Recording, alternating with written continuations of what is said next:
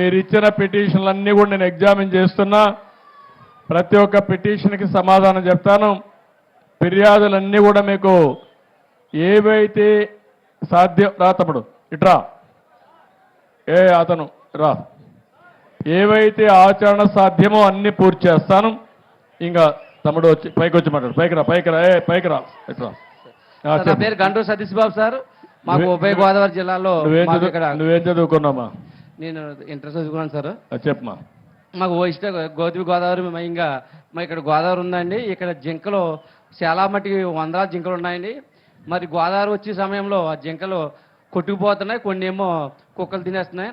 ఆ జింకల్ని పరీక్షించాలని మేము చాలాసార్లు నేను 5 నిమిషాల్లో పనిచేస్తున్నాను సార్. నేను రిపోర్టర్ కూడా అండి. ఆ జింకలు ఎక్కడున్నాయి? ఇక్కడ నారాయణ లంక, కేదార్ లంక అని ఈ ప్రాంతంలోనే సుమారు 500-600 జింకలు ఉన్నాయి సార్. కృష్ణ జింకలు అండి, మన జాతి సింహం సార్. కృష్ణ జింకలు సార్. ఆ జింకలో కొట్టుపందని మా యొక్క 5 నిమిషాల్లో కూడా చాలాసార్లు. కాదు, ఈ కృష్ణ జింకల్ని ప్రొటెక్ట్ చేయాలంటే ఏం చేయాలి? ఏమైనా ఐడియా ఉందా నీకు? అంటే నాకైతే లేదు సార్, మీ దృష్టిలో పెడుతున్నాను సార్. ఆ జింకలు రక్షించి ఫారెస్ట్ తరానికి అవి చూపిస్తాడు.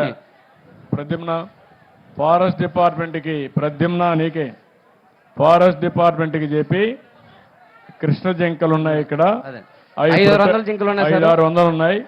దాన్ని ప్రొటెక్ట్ చేయాలి.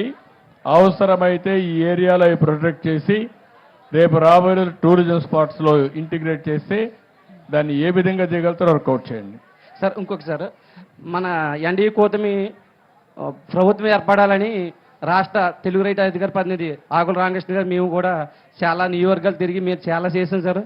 మరి ప్రభుత్వం అధికారంలోకి వచ్చింది, మరి ఆయన కూడా మంచి ఏదైనా ఒక పదవి ఇస్తారని మనస్ఫూర్తిగా కోరుకుంటున్నాను సార్. ఓకే, నేను చూస్తున్నాం, అన్ని ఎగ్జామిన్ చేస్తున్నాం, న్యాయం చేస్తాం.